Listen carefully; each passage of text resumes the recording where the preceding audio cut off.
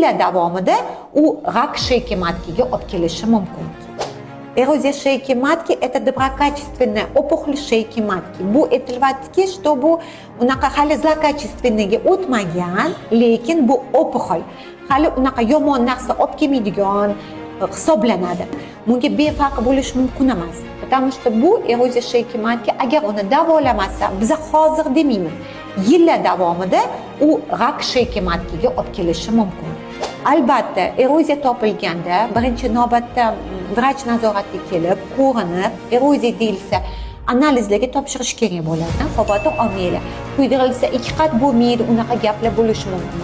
Uni yaxshilab, ehtiyotlik bilan yaxshilab kuydirilsa, eroziyaga ketadi. Faqat birinchi полный обследование o'tib tekshirish kerak bo'ladi. O'shaning uchun mana bizda ham bor diaterma koagulyatsiya, kesinglar biz ko'rib beramiz. Birinchi navbatda kolposkop qilamiz. Pap test olamiz, virus papilloma человекaga olib, mayli kerak bo'lsa 4-chi inspeksiya topshirtirib, keyin biz davolab kuydirib beramiz.